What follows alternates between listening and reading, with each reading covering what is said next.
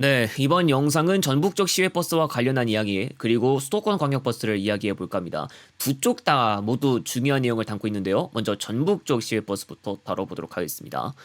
전북도가 최근 공개한 자료인 도내 시외버스 운수사의 부채 비율을 살펴보면 다음과 같습니다. 먼저 전북고속과 대한고속은 이미 2023년과 2024년에 자본 잠식으로 확인되고 있고, 전북고속과 계열인 전주고속은 부채 10.8%였다가 2024년 0%, 전북여객은 각각 220.8%, 537%를 기록했습니다.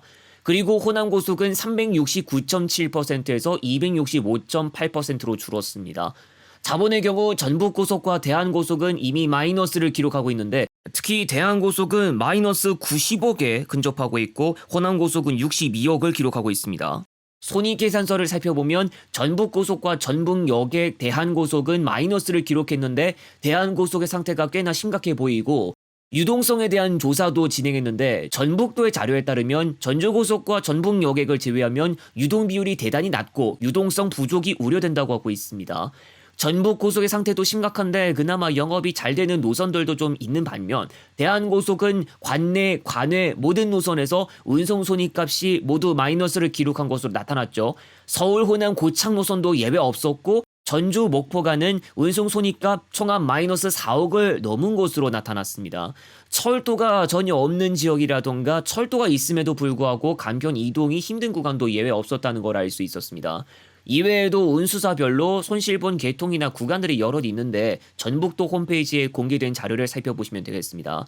참고로 전북고속이 배차하는 노선 가운데 아주 심각한 데가 노선명 다 4-6-26 서울 남부 장신대 노선 마이너스 8억을 넘겼고, 영호남간을 살펴보면 군산 마산, 군산 익산 부산, 군산 전주 대구 서부, 군산 울산, 여수 순천 구례 남원 대구 서부 구간도 모두 마이너스를 기록했습니다. 군산 포항 노선은 이익을 봤고요. 전주고속의 군산 양산 노선이나 전북여객의 전주 진주, 전주 마산 구간도 모두 마이너스를 기록했습니다.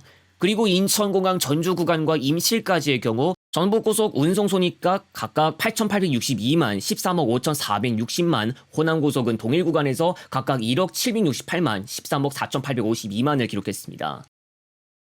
국토교통부가 직행 좌석과 M버스를 포함한 광역버스 준공영제 노선 12개를 26일에 발표했습니다. 먼저 전환 노선 3개가 나왔는데, 고양 직행 좌석 1200번, 파주 직행 좌석 1500번, 화성 M 4448번은 지난 9월에 이미 선정했고, 1200번과 M 4448번은 27일 오늘부터, 1500번은 내년 상반기부터 준공영제 노선으로 운행합니다.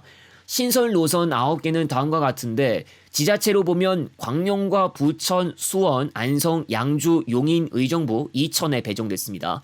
M버스가 부천, 수원, 용인에 각각 하나씩 예정되고 있고요. 눈여겨볼 만한 노선 일부만 보겠습니다. 광명동에 소재한 스피돔, 경륜장에서부터 노년역까지 직행 좌석은 8507번, G 9633번에 이은 새로운 서울 방면 광역버스죠. 광명동 직행 좌석 자체만 놓고 보면 예전에 광명시 안에서만 돌았던 3000번이란 사례도 있었습니다. 안성은 안성터미널 교대역간인데 남부터미널 경유 예정이라고 알려져 있고요. 예전까지 존재했던 서울 남부 안성터미널 시외버스 노선을 직접적으로 대체할 수도 있을 것으로 보입니다. 4401번이나 4402번에 이어서 서쪽으로 가는 또 다른 노선이 생기는 데다가 교대역이 서울 고속버스터미널과의 거리가 지하철 한 정거장 정도밖에 안 되는지라 서울 경부 안성 노선과의 관계도 변화가 생길 것으로 보이고요. 이천 부발 잠실간도 선정됐는데 부발읍 최초 광역버스 노선이 되겠습니다. 그리고 이게 역시 예전에만 있었던 시외버스 8133번 동서울 부발 능서 여주 노선의 역할을 일부 대신할 수 있는 노선이겠고요. 총 9개의 신설 노선은 다음 달부터 운송사업자 선정, 면허 발급, 차량 확보 등을 한 다음 내년 중 운행 개시하겠다고 국토교통부가 밝혔습니다. 세간의 화제가 된 것이죠. 다원시스와 관련한 이야기 또 전해드릴까 합니다. 다원시스가 납품하기로 한 4호선 전동열차 편성수가 이제 하나밖에 없는데, 지난 25일에 계약이 정정되어서 12월 12일까지였던 것이 내년 5월 29일까지로 기간이 연장됐습니다. 문제의 차량이 직교류 겸용 편성인데 노후 차량 교체를 위해서 새 차가 제때 나와야 했지만 이미 늦어지고 있었습니다. 이미 직교류 편성에 대한 입찰을 다원시스가 따냈는데 지난 국정감사에서도 언제까지 납품 지연이 발생하는 것이냐고 질타를 받았죠.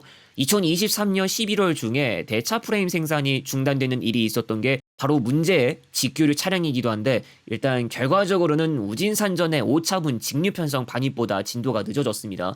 우진산전산 5차분 직류 막편송이 10월 중 갑종 회송한 바가 있었죠.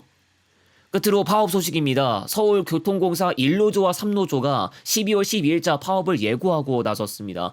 지난 25일 서울교통공사 1노조가 대규모 인력 감축을 중단하고 부당한 임금 삭감을 해결하라고 밝혔고 3노조는 서울시가 정책 인건비를 보전하고 지하철 운영을 위한 신규 채용을 확대할 것을 요구했습니다. 또 서울시의 시책 사업이나 노선 연장에 따라 추가되는 인건비 등 정책 인건비를 직원들의 임금 인상분에서 해결하라는 것이 비상시적이라고도 언급했습니다. 이 노조 또한 12월 중순부터 총파업의 가능성을 열어뒀습니다. 그리고 1노조가 밝힌 바에 따르면 오는 12월 1일부터 준법 투쟁에 들어가고 지하철 주요 역사에서 서울시 규탄 대시민 선전전을 확대합니다. 지금까지 나왔던 철도기관 관련 파업을 좀 정리해보면 코레일의 네트워크스 간부 파업과 철도고객센터의 전조합원 순환 부분 파업이 돌입됐고 29일자로 1차 경고 파업이 예정되고 있습니다. 조금 전에 이야기했던 서울교통공사 노조의 파업도 예고되고 있고 코레일 전국철도 노조도 조합 소식 코너를 통해서 지난 7일 쟁의행위 찬반 투표 결과 재적 대비 75.69% 찬성으로 가결, 24일부터 지역별 야간 초계를 열기 시작하고 시간 외 휴일 근무 거부도 시작되면서 파업이 점점 현실화되어 가고 있습니다. 대구교통공사의 노조도 21일 하루 파업을 벌였는데 노사 간 협상에 진전이 없을 경우 다시 한번 파업을 하겠다고 예고한 상태입니다. 조금 전에도 언급했듯 파업이 예고되고 있는데 파업이 현실이 될 경우 서울이나 수도권 지역 도시철도는 물론 시외로 나가는 기차 이용에 차질이 예상됩니다. 특히 공공기관에서 담당하는 노선망이나 운행 권역이 꽤나 큰지라 한번 멈춰서면 발생할 상황을 생각하면 우려가 됩니다. 한국철도공사만 보더라도 1년 만에 파업 재발생인데요. 앞으로를 지켜봐야 할 것 같습니다. 다음 영상에서 다시 오겠습니다.